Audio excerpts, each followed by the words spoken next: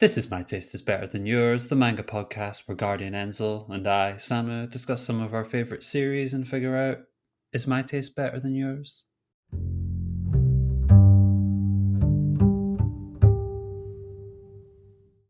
And begin. Welcome to the very first episode of My Taste is Better Than Yours. And today we're going to be talking about my taste. We thought it'd be a good idea to kick off the podcast with each of us talking about our favourite series, and the other has read it to catch up and give our opinions.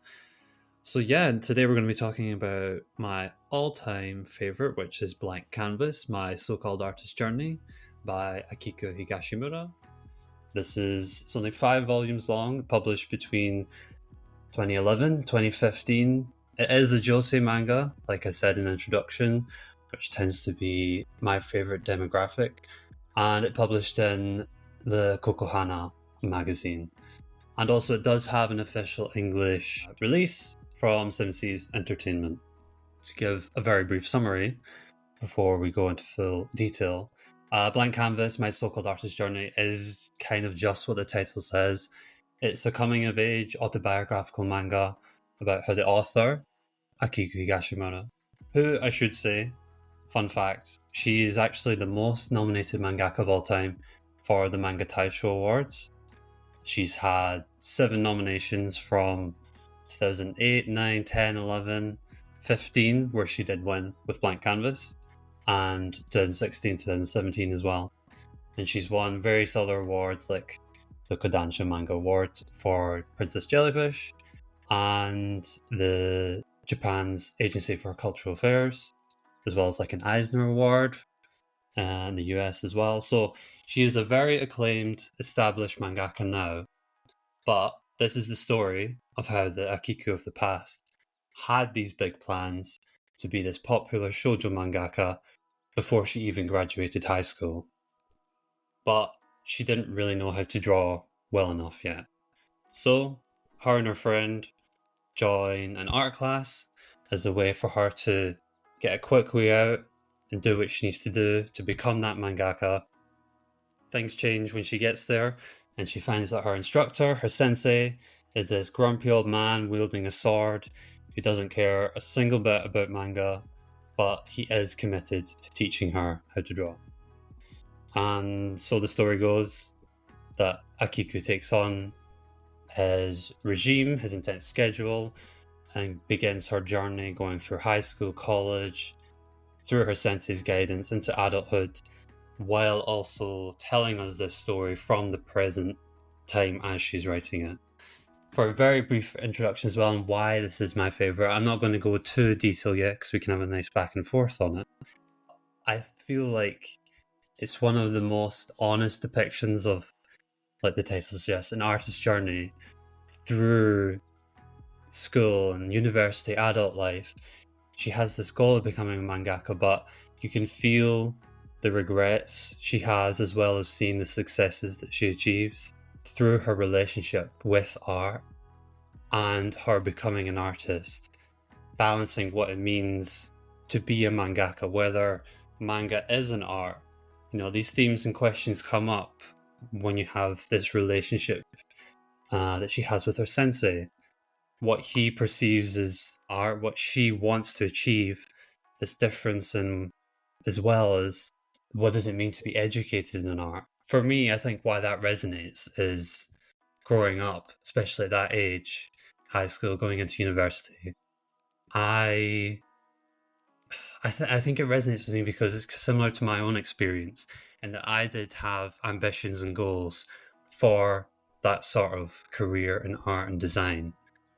And I did animation and art at university.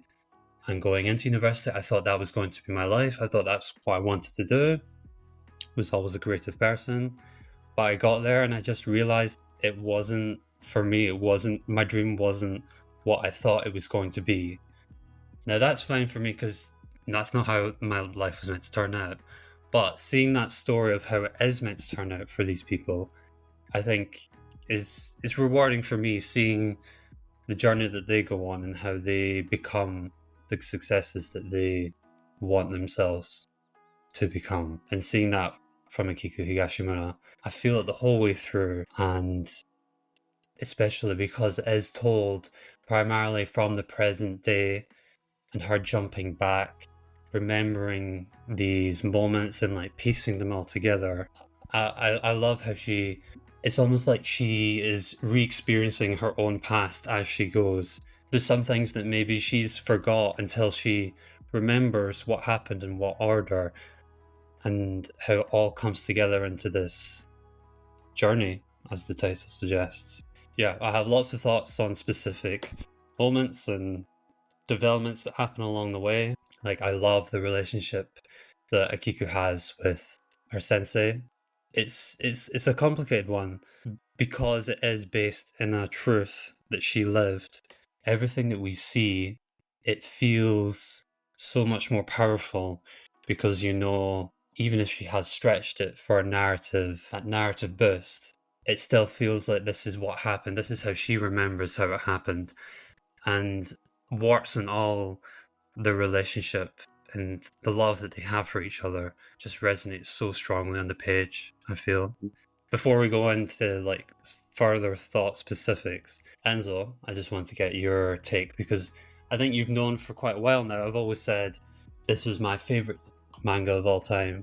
Yep. I know you hadn't read it until recently when we decided we were going to each read and reread our favorite series for this podcast. So yeah, I wanted to know, what was your thoughts going into it, and just a very top line take. I mean, the headline, you never bury the headline. The headline is, I did think it was great, first off. I had never read it. In fact, the only work of hers I knew was Karagehime, and I knew that because I had seen the anime, which was, I think, on Noitmamina, actually, but several years ago, and really liked it. But my perspective going into it, personal perspective, was quite different because while I do read some shoujo and josei, I'm not nearly as well versed in them as you are. So a lot was some name dropping. She does a lot of name dropping, and there's a lot of inside stuff that I think probably went over my head, but I kind of knew when it was happening, and I was like, "Oh, that's kind of cool," even if I don't really get it. Also, my as a visual artist, I couldn't draw a bath. I mean, I have no skill, no talent, but as I think any creative person can sort of like, I really enjoyed Blue Period, even though for the same thing, because even though I don't have that ability, I am a creative person, and I was able to watch Blue Period and appreciate how it celebrated teachers and how it celebrated the creative process.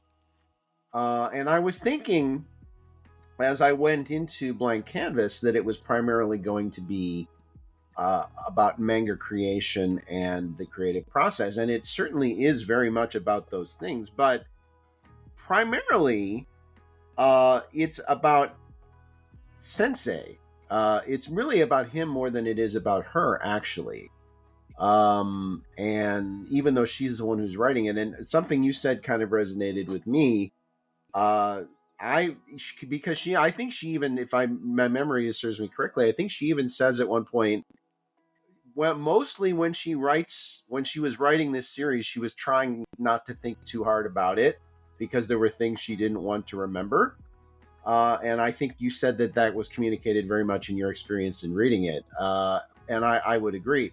But I also had the feeling that that she, and she says also there were times when it came to write about certain moments where she had no choice but to think about it and to remember it, and that those memories were very hard for her. And it is a very unsparing kind of look at her own life. She does not do herself any favors. She doesn't paint herself in a better light than she probably was, because she, if anything, I think my feeling is she's probably harder on herself than she probably deserves, because I think for her this was kind of an atonement. That was my sense in reading it, that she was She was writing this both as an apology and a thank you, if that makes any sense.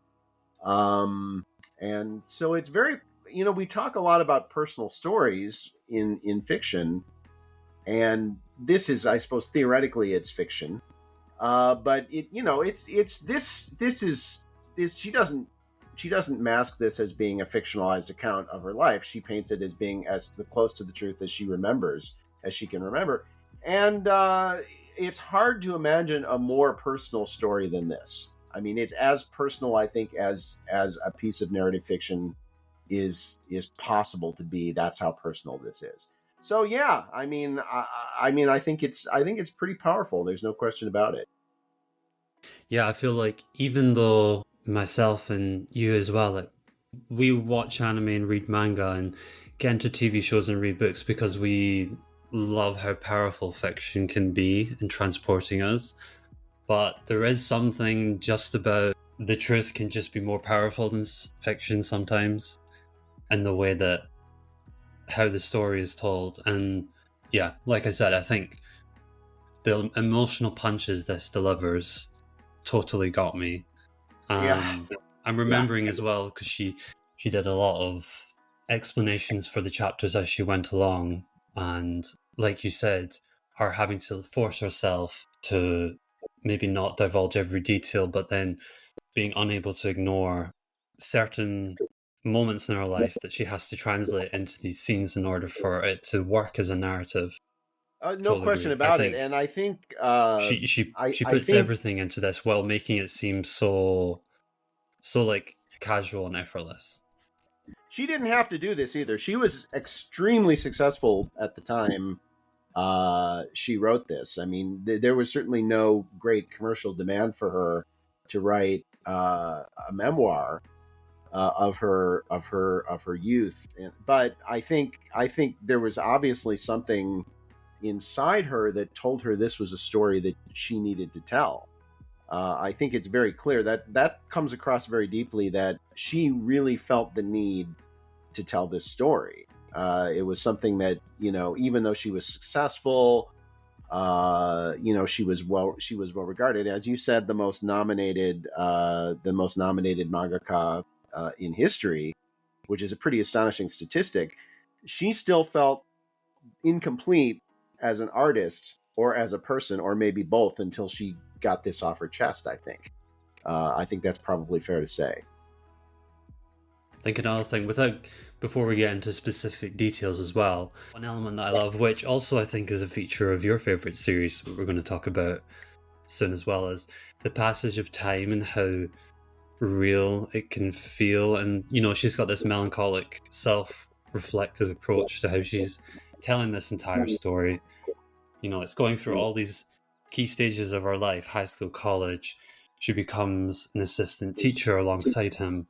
For a brief moment, she's a call center worker trying to navigate being an adult while also not doing what she wants to do, before, as you say, relatively late into the story, becoming a mangaka.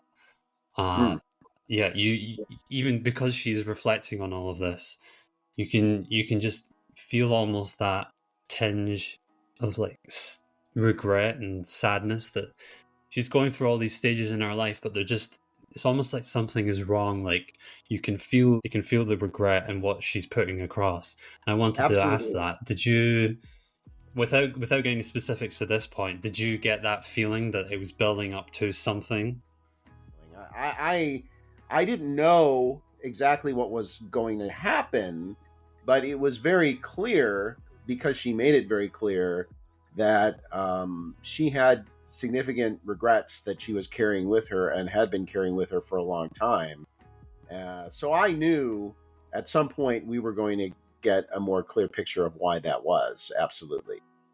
As well, I mean, the English title, Blank Canvas, A So-Called Artist's Journey, it's a very literal title for what happens. It's all encompassing and it's very descriptive, and it is exactly that type of story.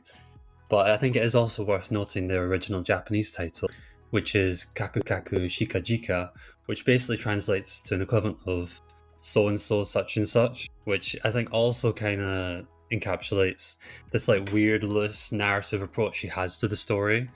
and like the collection of these memories coming together. Yeah, I think that's also an interesting thing to consider, like how different the title of something in its original language puts Mm, it across as a story. I even think of, the new Ghibli film. That's a good example of something that is a very literal English title of a specific element of the story, the boy and the heron. But right. How Do You Live feels more. I would say that's a better title. I don't know if I think Blank Canvas or So and So Such and Such is better one way or another, but I think that's just a nice thing to note as well. No, I agree. I think the Boy and the Heron. As soon as I saw the English title for How Do You Live, I was like, oh God, how could you come up with a title that tells you anything less about the story than that? When the original title really does communicate what what the author was going for. So yeah, I mean, I that the title. But then this is a whole sidebar we could get into of localization of titles. I think this is often an area of great dissatisfaction for me.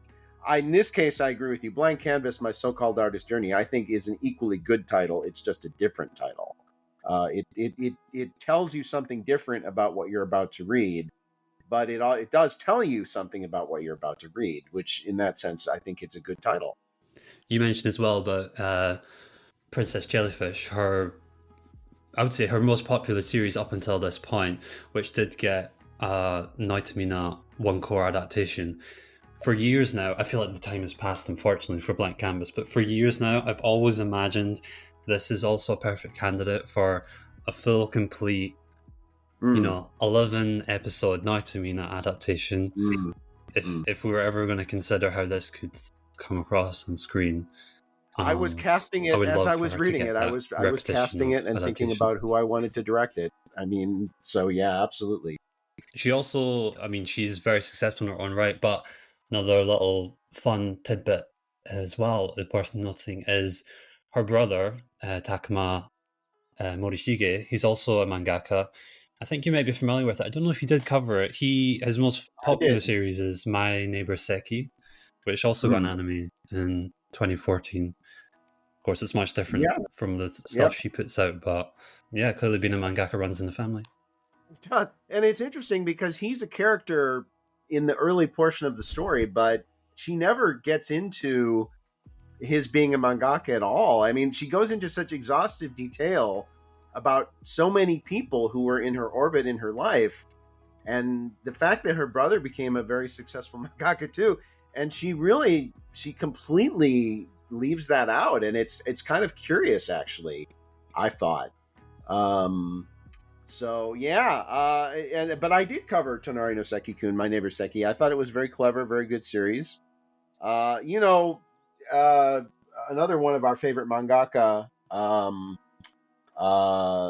Adachi Mitsuru. His older brother was a mangaka as well. He died at a very young age, but yeah, it does seem to run in the family a lot. It definitely does. And before we go into specific like spoiler discussion, I Mm, know you mentioned to me about you were seeing similarities with this and Look Back, the one mm, shot by Tatsuki Fujimoto. I was just mm. curious your thoughts on that because that was never something that I considered. So yeah, I'm curious to hear your thoughts on that. Well, yeah. I was going to get into that, at some point because I do think Look Back to me, even though it's obviously not autobiographical in the same way, in that the characters are female and the author is male in that case, so clearly it's not as literally autobiographical. And as you've noted, that series is also in part a reflection on the Kyoto animation fire. Um, but I also felt, and I actually would even say this about Sayonara Eri too, Goodbye Eri. There's a sense of a writer looking back on something with regret, looking back on things they wish they had done differently. More so with Look Back, I would say. So I would say, yeah, it definitely put me in mind of that in a very strong way. For me at least, it did because there's that sense of well, literally the title Look Back, but that sense of reflecting on your life with that sense of the baggage you've been carrying around for all those years and the pain of having to look back, but the necessity of doing it because you have to, it has to be a catharsis for you. It's like I felt the same thing from both writers' perspectives of the main character. In one case, it's a real person, in one case, it's not, but you do feel that sense of this was something that they have to do in order to move on with their life. That's kind of where it clicked for me. I can see that. I can totally see that. Especially the time that that Fujimoto did Look Back and Goodbye Eri. I feel like it was very intentional. He needed that break between the first part ending of Chainsaw Man and continuing the story after. Almost felt like he had to get those two stories out. And yeah, Look Back definitely touches on similar themes as Blank Canvas that I hadn't really considered, but I love both of them, so they're really, really effective. And I think the tone and like the mood that they're trying to put across.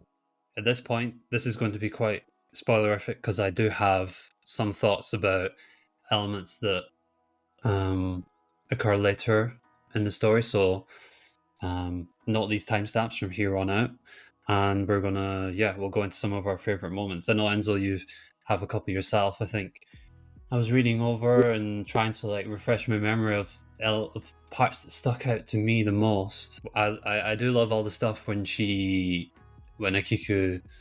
first meets Hidaka Sensei and their relationship while she's preparing for college. Like, that stuff is all great.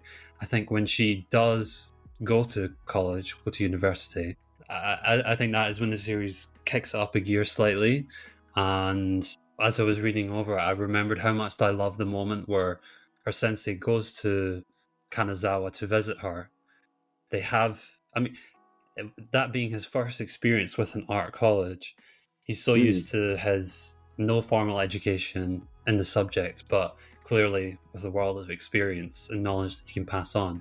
But almost seeing him become like a bit of a child at his reaction to seeing this environment that he was never a part of. It was such like a throwaway moment, but this feels like a series where so many like little throwaway moments have weight to them and what they meant for the characters. But that follows up with this big argument they have, which has this sour taste because he's left this bottle of shochu, I believe it was. It's this like element of she's this late teen and this older man, and they have this contentious relationship with each other, but there is a love for them. They have a love for each other that I don't think they were really capable of properly communicating with each other.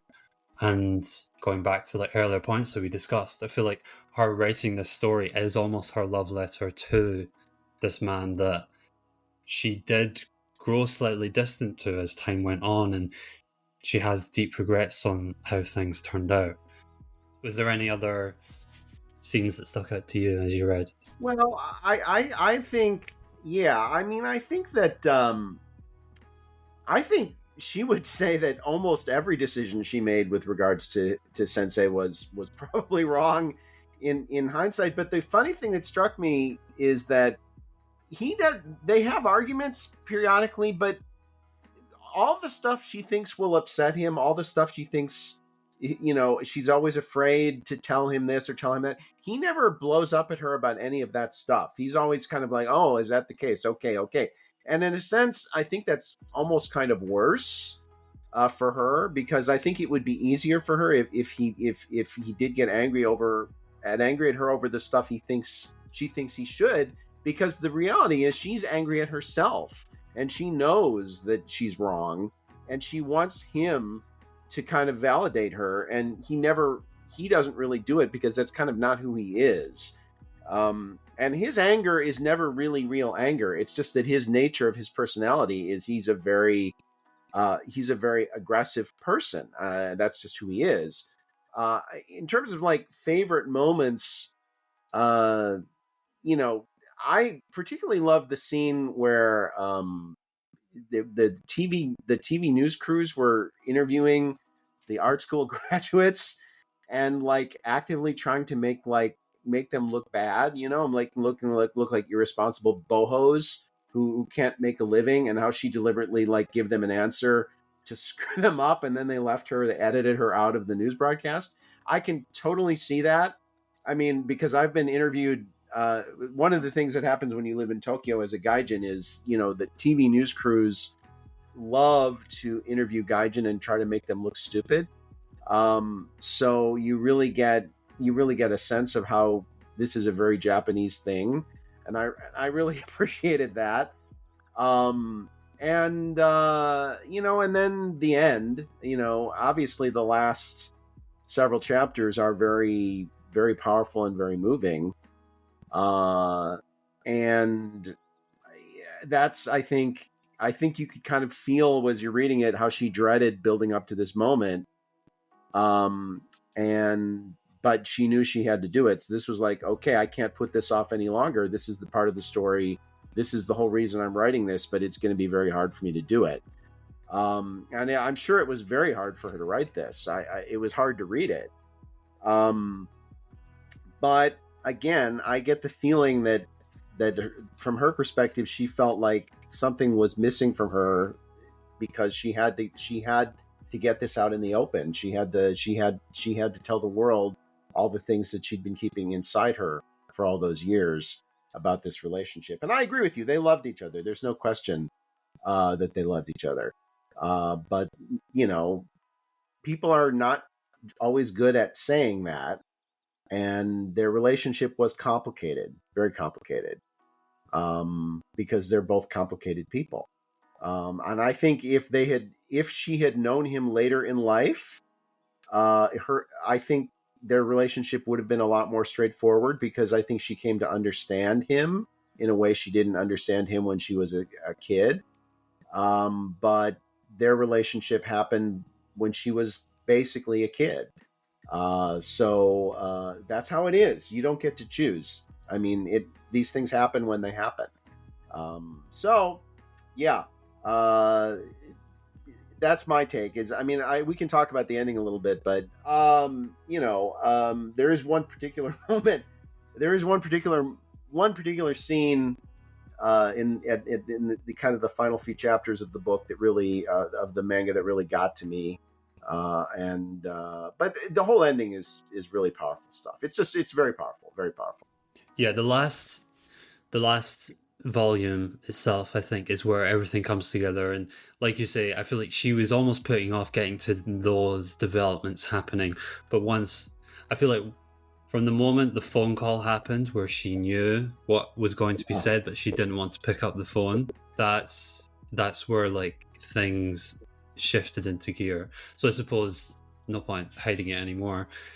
She does learn that Hidaki Sensei, he does die when she's away from him. She's already a mangaka at this point, and she's already gone into adulthood, and their relationship isn't quite the same as it was at the beginning when he was close to her and tutoring her and getting her ready for life. She has to go home to go to his funeral, basically, and she reunites with all these people who also had a relationship with him along the way, and yeah, for a while it seems like she's presenting it as a fairly positive affair. They're not too sad about everything. They're getting along, like they're going along with it. It's his funeral, but it's not until the moment after where one of her friends from school, Ima, when Yeah, that's the one. That's the he one. tells the story of how he was one of the he was the last person to really speak to him Yeah, from that group.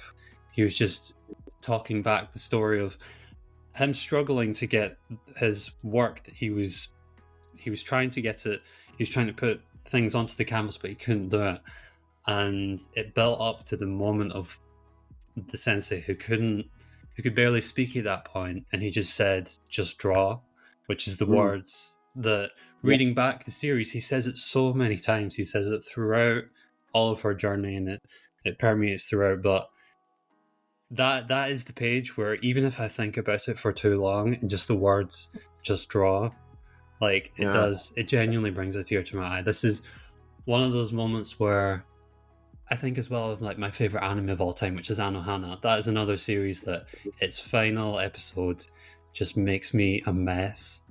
And I think Yeah, I agree. because Yeah, of just yeah, how yeah, it hits me, no matter whatever like critiques you may have, like it just resonates so strongly. And I get that yeah. same feeling with Blank Canvas where it all comes together in the end.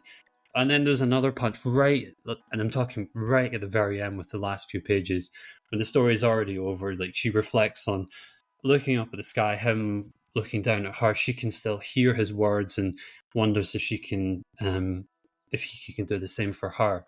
But then you get almost like you get with like Oscar films that are biopics about famous people, where the credits roll and it cuts to images of them in real life, and you compare how the actor looked to how the person was in real life. You see some photographs of her journey that she's depicted, and you got so many of these pictures of her at various stages and goofing off and being silly and barely doing any work. And then it ends with the final picture that she has under the perspex glass of where she works and does all of her drawing of her sensei, the only picture she has of him, with alongside that the drawing of her young child, who she says at the end as well she regrets that she was never able to have them meet each other. And yeah, I think that sticks with her because God, that was another moment that got to me, which is literally the final page of the entire Yeah. story. Final panel. The bit with Imachan at his art show that the sensei dragged himself to just when he was almost, literally at death's door. And that moment when he whispered it to him, yeah, that was the exact moment that totally got to me as well. And I mean, I guess I would say that the story, like I say, ultimately I think it comes down to two things. I think that for her as a writer, if I was projecting, I would say it was two things in equal measure. It was an apology, and it was a thank you. It was those two things, and I think that, and I think I think it's equally effective as both. And yeah, I think for me, like I said, ultimately, what it comes down to me is it's hard to imagine any story being more personal than this story. It's as personal as a personal story can get, and as such, it packs a lot of genuineness and authenticity that you just couldn't get in any other way. So that's a good place to leave it for me. Because they are based on real people, you know, there are so many moments where if this was purely a piece of fiction where these characters were at the core like a collection of tropes and we have expectations of how development's supposed to occur, that doesn't happen here because real life is messy and things don't turn out the way they necessarily feel like they should. But because that is put across so clearly, that in itself is almost more satisfying, I think, to read. Yeah. The other thing that we are going to do with these podcasts is we're going to do recommendations for something similar that we think is good to go off of if you have also read these series or you're interested in something that channels similar themes or anything of that nature. And I was thinking on it, and this is my favorite manga of all time, but there is another series that I think has a similar approach, which is also in my top 10 manga of all time, and that is Silver Spoon by Hiromu Arakawa, who's obviously most famous for Fullmetal Alchemist. But this is her own coming of age story about her at high school age, similar to how Akiko is like depicting her want to become a mangaka. This is her story of how she was so ingrained in the Hokkaido farming life, and that seemed like that could have been where her life took her. That does stick only to high school, but I think it is one of my favorite coming of age stories, and yeah, it being from another very highly successful woman who's a mangaka now, and it's another top quality series. I think there's a lot of parallels between the two of them. I mean, my original pick here was indeed Look Back, Fujimoto Tatsuki, for the reasons that we discussed earlier. It seems clear to me that he was inspired by this series, and I do think I agree with you that this and Goodbye Eri were kind of healing moments for him, where he needed to get away from the insanity of being the writer of the most buzzy manga in years and just do something purely creative, and I think more personal probably. And when I wrote my note to myself on why I wanted to pick Look Back as my reference here, I wrote inseparability between personal experience and fiction. And I think even one of Blank Canvas is a memoir, but you can really feel the impact of personal experience on Look Back too. Now, I will say, even just as we were having this discussion, it struck me, it did. I don't know why it didn't before. I could easily have also picked Blue Period, but not for the most obvious reason, which is that they're both about the so-called artist's journey and the blank canvas too. But because I think Blue Period, to me, more than being about art, is about celebrating the impact that teachers can have on a young person's life. And so, in that sense, and the fact that this happened to be art teachers, I think just makes it gilds the lily. That would be the other one. So Look Back for sure, and then also Blue Period would be another excellent recommendation, I think, for a follow up to Blank Canvas. Yeah, Blue Period is a good shout.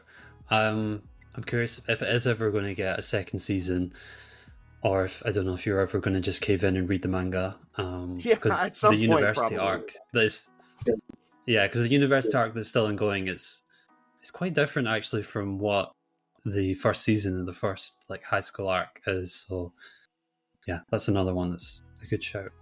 Okay, so to wrap it up, then, one more thing that we are planning to do with these podcasts is we're going to end off with our final ratings, our scores out of 100 of the series that we're covering. And since this is my pick and my favorite of all time, I'll be the one to start.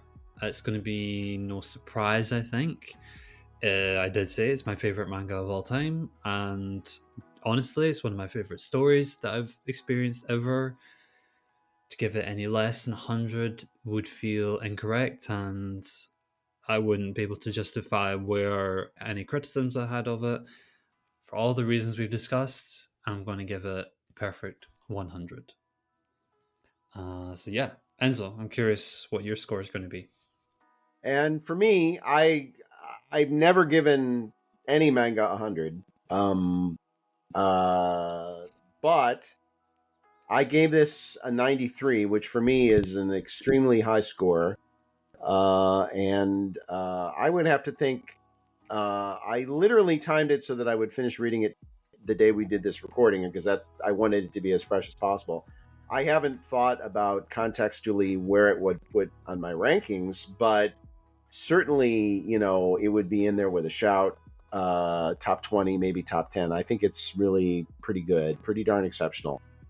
So yeah, for sure. 93 is not 100, but for me, I haven't spent a lot of time ranking manga out of 100, but I can tell you there aren't many manga I would score that high. Definitely not. Oh, amazing. Well, I genuinely didn't think your score was going to be that high, so I'm actually really happy that this resonated with you as much as it does with me. Well, I suppose that wraps up the first episode of My Taste is Better Than Yours. Thank you everyone for listening. I hope you enjoyed hearing about our thoughts on my favourite series of all time. Like we've mentioned, we're going to be flipping the script next time, and Enzo will be discussing his favourite manga. So, yeah, if you're curious to see what unfolds from there, stick around and we'll see you next time.